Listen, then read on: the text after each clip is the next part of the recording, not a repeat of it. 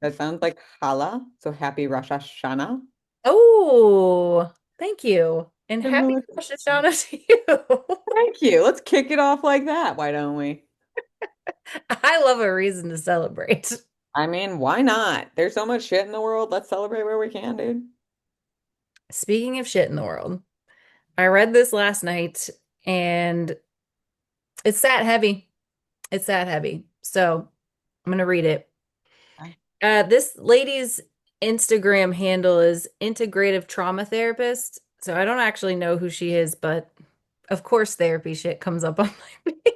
Uh, I Duh, mean, therapy is dope, you know. that's true.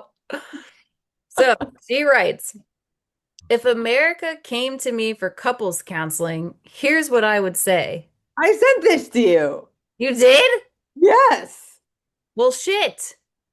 It really had an impact. Okay, read it again.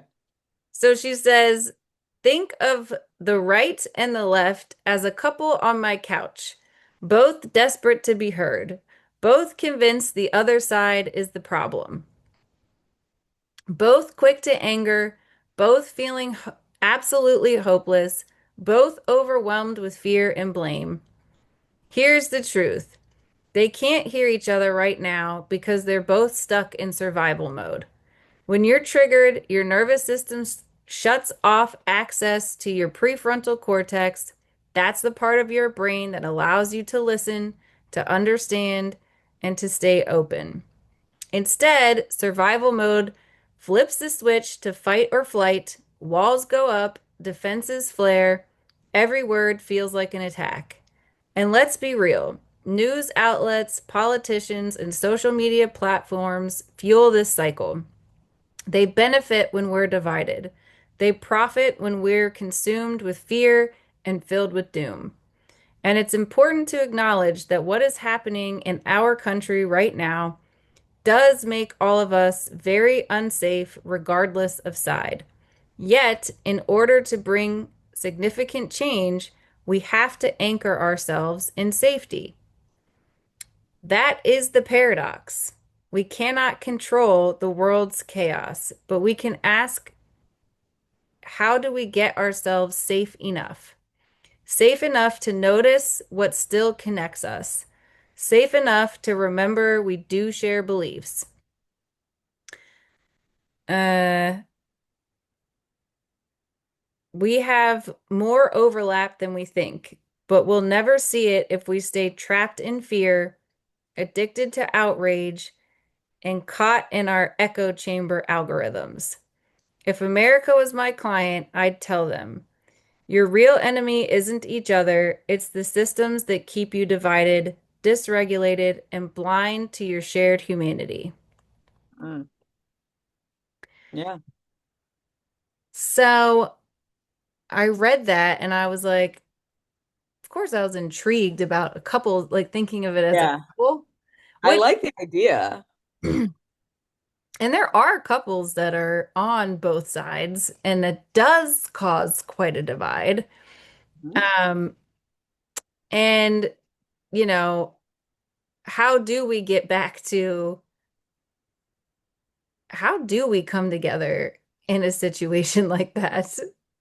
Well, okay, so this might seem like a roundabout way of doing things because, I'm me and you're you and we do this, but the first thing that came to my mind was how do parents navigate indifference in like the best path forward for their kid and how do they figure out like if one person thinks this, one person thinks that, how do they come to an agreement on what to actually do?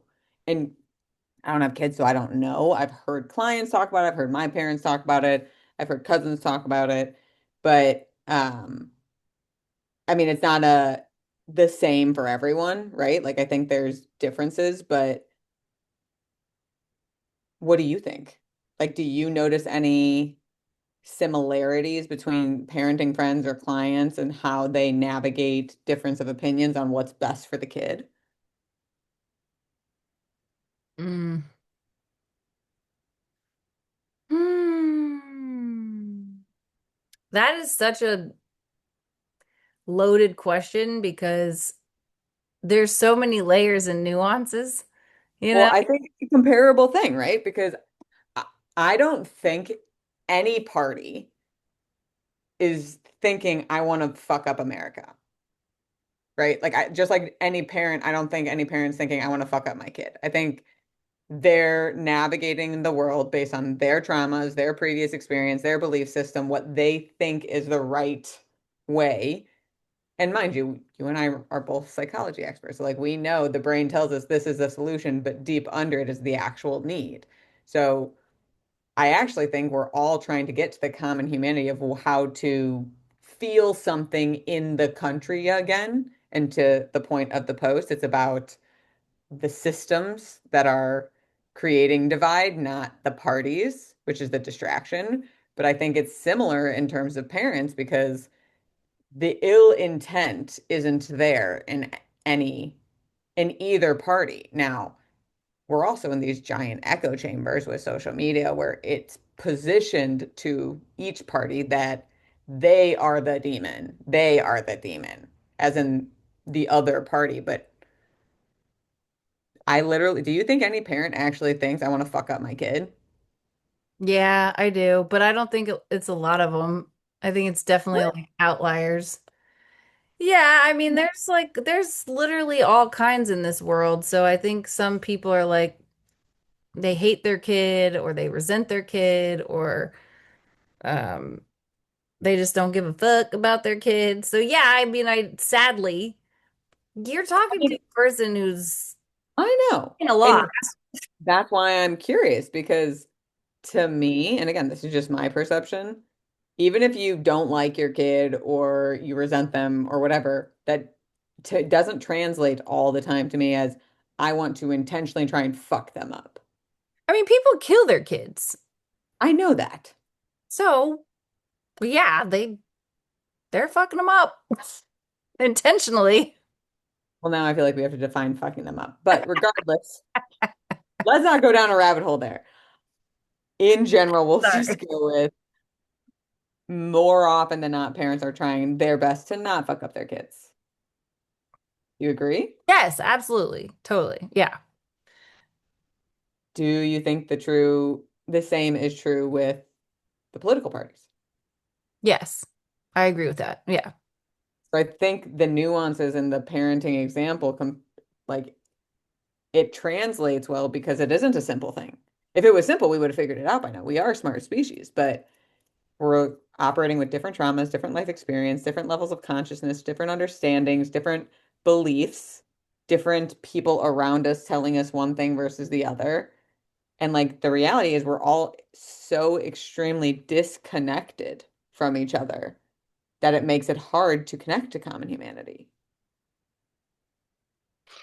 Yeah, I think I want to go back to the extremes because, you know, uh, no, the reason I want to highlight this is because I think that that is what's causing the majority of the divide is the extremes that happen.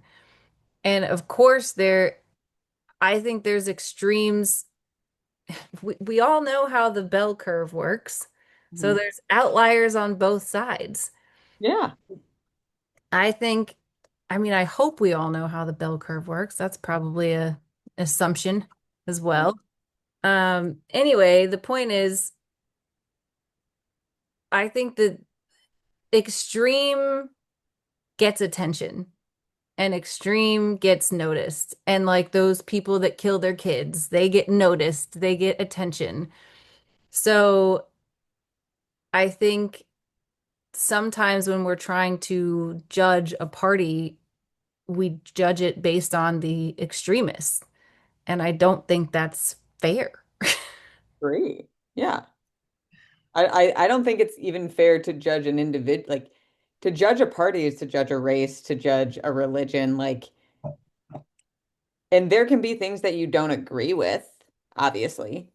And there's plenty of things in different subcategories that I don't agree with, but I'm also not going to pretend that I know what's best or that I understand what it's like to grow up as they grew up or pretend I understand their experiences. But you also know I don't believe in judgment. So like I truly believe people are on their individual path to evolve or not evolve based on the level of safety they can come to terms with within themselves and create, but like chicken and egg. Well, I mean, let's talk about that though, because that's a big element. So in our podcast before, I actually don't remember if you were there or not, but I spoke with a sex therapist who shared that the foundation of any relationship is safety and that you Mm-hmm. can't have trust without safety. Like people think the foundation of a relationship is trust, but it's actually safety. And that's what we're talking about today, that safety has to be there in order for us to even be able to connect. And if no one's feeling safe, how do we do that? And I think she was saying in this post that you have to remember the things you have in common. And you're saying, okay, one of the things we have in common is that none of us want this country to be destroyed, Right. hopefully. I mean, there are the people who want to fuck up their kids. Never know. The majority of us, let's say, Let's not make assumptions, but yes, in the math, we'll say that. Um, how else can we create safety though? Because I'm gonna need more than that. well, I think safety is bilateral, or maybe that's not even the right word. Internal and external, right? Like she's speaking from like safety with another human, Mhm. right? Um, but I think it starts with you feeling like it does, I mean, it's supposed to start. For a lot of people, it doesn't, but it should, or to get where we want to go, I think it needs to start with creating internal safety within yourself. And this is something you and I have talked about, like in our private relationships, of like me having a variety of friendships and certain challenges you've had with people who have differing opinions, and like how I navigate that, how you navigate it, etc. Right? For me, I know that like just because someone believes something, I don't judge, but also like I don't lump someone into like that being the only something. Now, when those people have hurt my feelings, attacked me, whatever it is, I have enough safety within myself and how I understand myself, how what I believe, how I experience myself, that even if they disagree with me or even if they hurt my feelings, I've got me. I feel safe within myself. And I think that's an important component in the bridge we're trying to talk about, of like how to reconnect with our humanity, not this is the right way. No, this is the right way in how we process things, right? Because it makes me think of, Brene Brown's work of like being brave and being vulnerable. Like when you're vulnerable, emotionally exposed, risk and uncertainty, none of that is safety. That doesn't mean you can't do it from a safe space within you, though, right? Right, right. So, I mean, let's be honest with each other. How often do you meet someone who actually feels safe and secure within themselves? Yeah. I don't have a lot of experience with that personally. And it wasn't like I wasn't that way until I did my work. Like, and it was fucking hard too, but like worth it. But I don't know a lot of people who actually feel secure inside and safe inside. And so they try and find it outside. And that further creates the divide. Hmm. This is interesting. Did not see it going this direction. Gotcha. You do always bring it back to your internal experience though, which is I should have known. Should have I known. mean, I'm a little predictable in that way. Um creating safety in yourself. All right, I'm gonna say it. I have an anxious mind. I do. Yes. I think we've talked about that plenty of times. I can imagine a lot of scenarios where I would not be safe. So I'm over here like, how would I feel? How can I? And this is actually something that I have an issue with positive psychology. because people say, you don't find happiness, you create it, and you can create it anywhere. But I'm like, okay, hear me out. If I were in the Holocaust on Rosh Hashanah, I think it's an appropriate time to bring it up. Uh, Obviously. obviously. That is not safe. How do I create happiness and safety for myself there? And how do I convince myself that I've got myself? You'll be all right. You can survive this fucking hell. I mean, I'm not going to speculate and I'm sensitive to the topic, but what comes to mind is A Man's Search for Meaning by Viktor Frankl, who literally writes about how like the only thing they couldn't take from him was his internal state. So from that notion, yeah, hell and high water can be the worst of the worst, but theoretically, you can always create from within. Are these circumstances dire and can us in our very privileged and convenient, comfortable world fathom that? Probably not, but you can even go to Buddhism, right? Like Buddha's literally tried to put themselves in pain. They sleep on rocks, they wake up, they connect more with their consciousness via pain. So from that space, they find happiness from service despite being exposed to regular pain. Monks, not Buddhism, but you get the point. Yeah. Um, I think I just found a box of books in my garage today. Love Um, the box of books. What's in it? Anything good? yeah, How to Win Friends and Influence People in Man's Search for Meaning. So Love both of them. Yeah. I now feel inspired to reread that book. You're welcome. Yeah, there you go. But refocusing on the point, safety, like safety inside, right? I think this is you're not gonna like this, but I already don't. aw, love you. Um, I don't know if you can create safety inside and have attachment. Oh, that's a Buddhist belief. For sure. Because if you're like, if you take me to that like thought process of the Holocaust and, someone who is in the camps, they can't have an attachment to living. They can't have an attachment to food. You just can't have any attachments. The internal state is like safe because it's detached. It's in what is, which is the moment of existence. We're getting really meta and like, Yeah. you might need to tie back. But whenever I'm struggling with external world adversities that feel unjust, unfair, things I'm not okay with, things that are just unbearable to see humanity going through.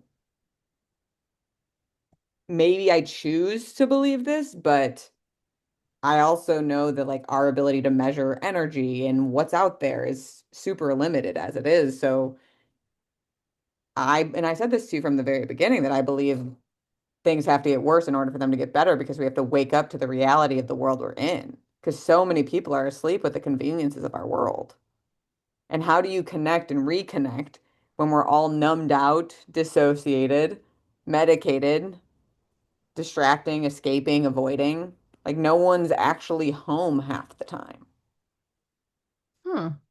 If you're not home, how do you connect? If you're not home, how do you feel safe? You know? I mean, I have been listening to How to Make Your Brain Your Best Friend. It's a book that just came out by neuroscientist Rachel, I want to say Rachel Barr. Oof, can't Oh, remember because I'm so bad at these things. Um, but you're right. she's cool, and I never really, this is embarrassing, but I never really thought about neuroscience having like mental health components, which is Sure. Yeah. whatever. You can judge if you want to. No, I don't. Keep going. I know you don't. But she was saying basically the same thing that our brains physiologically are not designed to compute as much data as we have access to. And people are wondering why they feel burnt out or overwhelmed or overstimulated or stressed. And she said the answer is unpopular because it's not going to the sauna and ice, which I was upset about because I do enjoy that. Um, she didn't necessarily say that's bad. She said basically to listen to your body if that's for you or not. Yeah. But she said, according to the brain science of what we know, the answer is disconnecting from media and our phones and all of that and connecting with each other. Mhm. And I guess that's the point of what we're saying today that, and when you and I talk a lot of times, I'm like, I have no idea what you're saying, Laura. And I say that to you. And we have those kinds of conversations. And when you were talking about Oh, I love you. whatever you were just talking about, whatever that was, Some meta shit she went off just rambling about, whatever. I was thinking, uh, I probably do look for safety in others because I still look for a lot of validation in others. And this is something that you and I talk about, and I feel comfortable being vulnerable about it on the air. Got it, girl. Um, and I never really even considered until recent years the fact that I could give myself validation, um, Yeah. and be comfortable enough in myself that I don't need somebody else to validate that reality. And I think that's the scary part of all the accusations that fly around from different sides of the aisle, because for me, it makes me question myself like, well, am I crazy? Am I missing something? Am I whatever? And it is funny how both sides say the same shit about each other. It's very confusing, actually. I'm like, wait a minute, that's very confusing. How is everybody, is everybody a sheep then? Like, and I guess to a degree we kind of are, but it's a whole other story. Um, so then finding safety in myself, being confident in myself, being able to validate myself is probably ground zero. But if we're talking about being able to come together collectively and being able to be safe with each other, there's still an element of needing other people. Right. And um, I'm glad you brought it up because I do think like learning to create internal approval of your own ideology and your own beliefs and your own stance is an important component. I think a lot of people lean into defensiveness to belong to whatever group or village or whatever they belong to. But I don't think this is a short-term path. I think it's an one by one personal growth, individual choice to learn how to create that internal approval. Because if we can't hear each other, if we can't listen to each other, how the hell are we supposed to connect? Like, if we go back to the parenting example, regardless of what the solution is, the parties talk to each other. And I imagine, maybe not in the beginning, maybe there's rounds of arguing. I'm sure there are moments where that happens, but these are two people who are trying to do best by their kid. So at some point, they have to listen to each other to come to a conclusion of what's best. But how do we listen to each other if both of us are secretly out there saying, this is my stance, and if you don't agree with it, then it means I am a bad person, I am wrong. And I'm not saying that's what everyone thinks, but Well, for it's certainly not conscious. We're not consciously thinking that. of course not. But like that's the subconscious degree of the brain. So like if we're putting ourselves out there thinking this is my belief system, if you don't agree with this, I'm bad, I'm wrong. And then they don't agree with it. But then they also say, but this is my belief system. And if you don't agree with it, then I'm bad and I'm wrong. So then we have two parties of millions of people who are insecure, who don't know themselves, who are disconnected from themselves, trying to get approval from other people, bearing their soul. But the words aren't, am I good enough? The words are, this is the way we get to blank. This is the way we get to blank. This is wrong. This is right. And really, all anyone's kind of subconsciously seeking is like, am I okay? Am I good enough? Hmm. But how do we even honor that in another person if we can't honor it in ourselves, which is why I think safety starts in, because you're safe. I don't have to agree with someone else to be like, I can understand where you're coming from with that. Like I can create understandings and still disagree. But the sad part is a lot of us are sheeps, and that's not what a lot of people experience. Their understanding and their agreement are linked. That's why people have a hard time apologizing because they think an apology means I regret or I did something wrong. And that's not always true. Yeah, my kids are like that. My kids are like, why would I apologize? I'm like, because you may have accidentally stepped on this person's foot, but you still caused them pain. So you just say I'm sorry for the pain I caused you, even though you didn't do it on purpose. I mean, that's one of the things that Scott gets pissed at me about all the time because when I do something that hurts his feelings, I'll say, I'm really sorry I hurt your feelings. I did not mean to, and I can totally understand how hurt you. And he'll come back sometimes with, yeah, but you don't regret it. I'm like, I don't like that my truth hurt your feelings, but that doesn't make it less of my truth. What I do see is maybe I could find another way to communicate it so that it wouldn't be hurtful because my truth is still my truth, but hurting you isn't something I'm comfortable with, and it's something I am very, very sorry about because that's true. Yeah. That split, and I didn't start with that. I had to learn that, you know?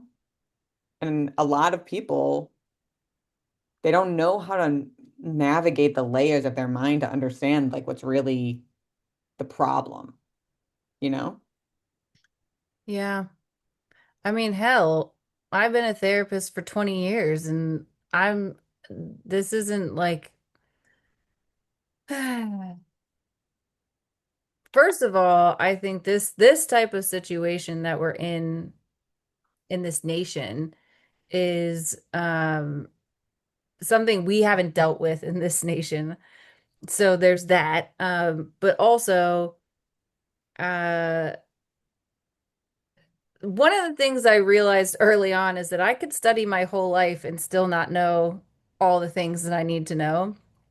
And, just in what we've talked about so far today, there's so much peeling apart and learning that could happen. Even in the way that you're talking about communicating and how you communicate and how you differentiate regret versus an apology. So Yeah. I think that everything with humans is so complicated. And Oh, that's yeah. why I find it hard to even answer some of the questions that you ask because I'm like, well, it depends. It depends on Yeah. like 600 things. And that's another thing that I think that we've lost sight of at in in this divisiveness that we're experiencing is that probably the truth of what is happening or what has happened um is different from anything that any of us have even thought of. And it's probably way more complex than any of us know. And I Yeah. imagine that even the people who understand it the best probably could still learn more. Yes. I mean, it's also limited and complex all at the same time. Language can't even capture it, right? Like even the thoughts that I'm having that I'm trying to explain to you are then getting filtered through your brain into a different understanding, not because you're doing anything wrong, but that's just how communication works, right? So there's so many layers of it. Um, and I think there's a bit of humility perhaps with that and understanding like this isn't just like a addition problem. This is like geometry meets statistics on crack or some shit, right? Like it's not an easy solution, but I do think the answer is somehow, some way coming together because we forget that the identity we all share is human. Yeah. But I did have one thought as you were talking as a potential bridge to like listening and hearing and connecting. Because I do think safety is the strongest path, but I never think there's only one path, complexity, et cetera, right? What do you think about or not self-compassion, compassion being a bridge to listening, having compassion for what you don't know about their experience that's created these beliefs? Yeah. Do you think that could help Great. people try to understand or listen without art, without needing to prove?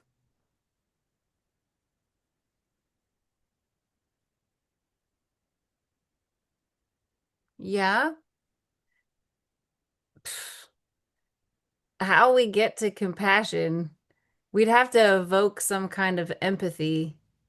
Uh, dare I say that word? No. I mean, I know for me, like I like Kristen Neff's work on compassion, Oh, I love her stuff.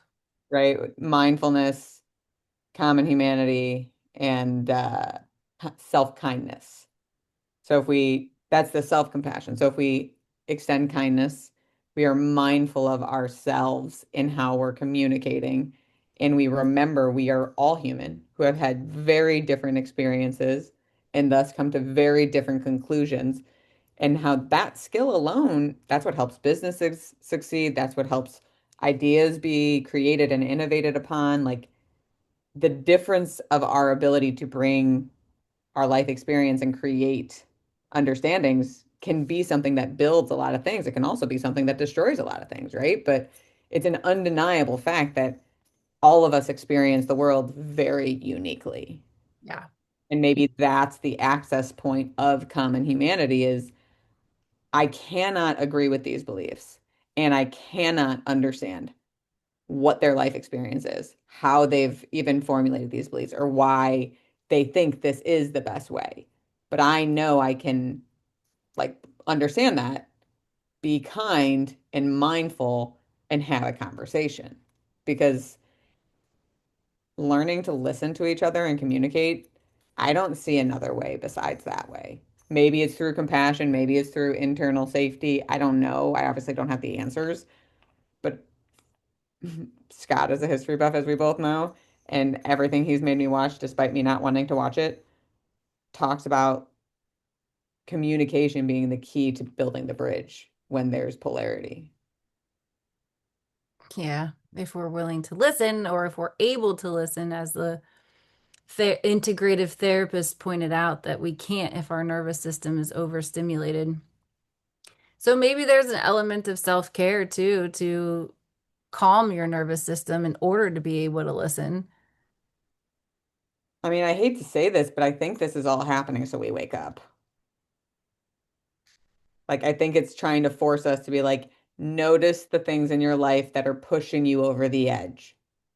Now, the problem is half the people are going to go and try and sign up for a pill to just get rid of that feeling, which will sheepify further. Hey now, I'm on pills and I did have to increase my meds. So am I. I'm not saying they're bad. I'm saying if you're using it to erase it and not deal with it. I'm on pills. Here's my prescription right there. You fucking know that. I know. My point is, it's not about that. Maybe I've misspoken the intention of it, but like it's a supplement to help you build the bridge because your system's extended, right? Yes. But like we have to learn how we expose ourselves that overextends ourselves. And that self-care right now is creating containers for ourselves. If social media is pushing you into a panic attack every time you go on there, stop going on social media. And that's a safe container for you. And that's what self-care is right now. You don't have to like it, you can miss it, but to build safety, you can't just like hammer it into yourself. That's literally the opposite of safety.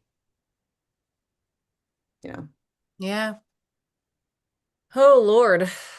That went so many places I wasn't expecting to go. But it was good, and I'm glad that we talked about it. And I don't, I just want to be clear that I don't know that we gave a lot of answers, but I'm glad that we're like talking about it out loud just because I think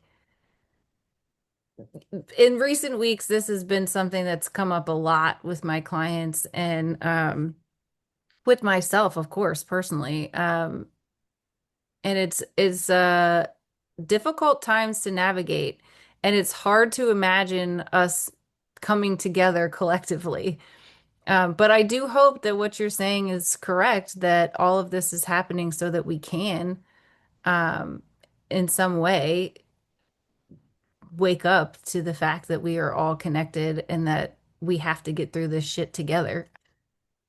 I mean, we're all a bunch of stubborn assholes, myself included, so I don't know what it's gonna look like, but not giving up is definitely a place. And I'll say this. Scott made me listen to a podcast or documentary, something about a black man who his dad was in the military, so he grew up in like Europe, and then when he came to the States, he didn't understand racism, Mm, and his dad had to like explain it to him, and he grew up to be like a jazz player or something like that, and he played in like a bar where there are a lot of KKK people, and like long story short, he literally was invited to meetings and like the grandmaster, whoever was like showing him around, and he didn't try and change anyone's opinions. He was just himself and like humanizing that person. Like that's all he did was just humanize what it meant to be black. And like the head, whoever of the KKK at the time, literally ended up leaving the KKK because their friendship destroyed his beliefs. mm. Oh, So that's like beautiful. when I hear of hatred creating divide, it's stories like that that give me hope Yeah, that one person can make a big difference. And I think that's the opportunity each of us are graced with is to be that difference, to be open to listening and understand we can understand someone without having to agree with them. But just the act of understanding alone can be the bridge to help navigate the unknown. that's beautiful. And I do agree that one person can make a difference. And we have lots of examples of that. And that's a beautiful way to bridge the gap is just be authentically you and confident in who you are and safe within yourself. And That's it.